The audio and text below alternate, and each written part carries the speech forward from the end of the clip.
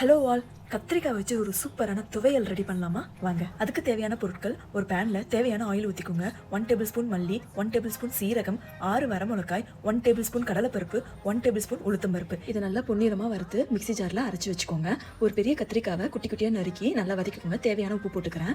ஒரு கைப்பிடி கொத்தமல்லியும் போட்டுக்கிறேன். 3 தக்காளியை சின்ன சின்னதாக நறுக்கி அதையும் போட்டுக்கிறேன். ஒரு லெமன் சைஸ் புளியும் ஆட் பண்ணிக்கிறேன். 1/2 டேபிள் ஸ்பூன் மஞ்சத்தூள், 1/2 டேபிள் ஸ்பூன் பெருங்காயத்தூள். இது எல்லாத்தையும் நல்லா மேஷ் ஆகிற வரைக்கும் வதக்கிக்கோங்க.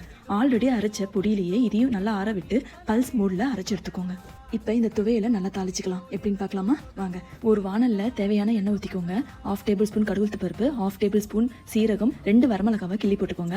1/2 டேபிள் ஸ்பூன் கடலைப்பருப்பு, சாம்பார் வெங்காயத்தை நல்லா பொடியாக கட் பண்ணி நல்லா வதக்கிக்கோங்க. வெங்காயம் நல்லா வதங்கினதும் துவையலில் கொட்டிக்கோங்க. இதை நல்லா மிக்ஸ் பண்ணிக்கோங்க. சூப்பரான துவையல் ரெடி ஆயிடுச்சுங்க. ஆப்ஷனலாக இதுலேயே நெய் போட்டுக்கோங்க. இல்லைனா சாப்பிடும்போது நெய் விட்டு சாப்பிடுங்க, செமையாக இருக்கும்.